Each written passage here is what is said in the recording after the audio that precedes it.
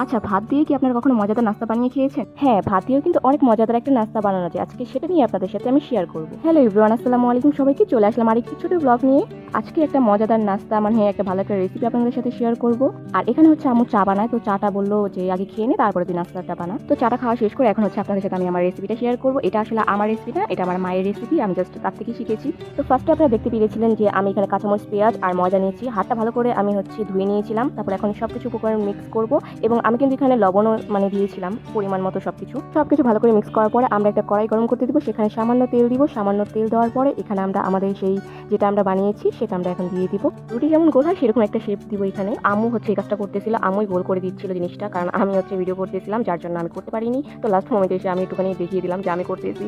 যাই হোক, অ্যান্ড এই রেসিপিটা কিন্তু ভাত দিয়ে বানায়। আপনাদের বাসায় যে ভাতটা সকালে বেঁচে যায়, তো সেই সকালে ভাতটা দিয়ে আপনারা কিন্তু সন্ধ্যার একটা দারুণ একটা মজাদার নাস্তা বানাতে পারেন। এতে করে আমাদের ভাতও অপচয় হচ্ছে না এবং আমরা একটা মজাদার নাস্তাও করতে পারতেছি সন্ধ্যার জন্য। অ্যান্ড এটা কিন্তু আমরা হালকা লো হিট দিয়ে তারপর হচ্ছে এটাকে আমরা সুন্দর করে ভেজে নিব। দুই পাশে এপাট ওপাট করে এইভাবে লাল লাল করে আমরা ভেজে নিব মচমচা করে, তাহলে জিনিসটা আরো খেতে মজা লাগবে। কথা বলতে বলতে এই তো আমাদের এখানে রেসিপিটা রান্না করা শেষ এবং আমরা কিন্তু এটাকে চাপটি বলি, আর মাঝে মধ্যে আম্মু এটাকে মজা করে পিৎজাও বলে। এটা কিন্তু সস আর মেয়োনেজ দিয়েও খেতে অনেক বেশি মজা। আপনারা চাইলে ট্রাই করে দেখতে পারেন। আপনারা এটা কেউ খেয়েছেন কিনা বা এটা কি নামে চিনেন আমাকে অবশ্যই জানাবেন। যাই হোক, আজকের রেসিপিটা আপনাদের কাছে কেমন লাগলো সবাই অবশ্যই কমেন্ট করে জানাবেন এবং আমার ছোট পেজটিকে লাইক ফলো করে পাশে থাকবেন।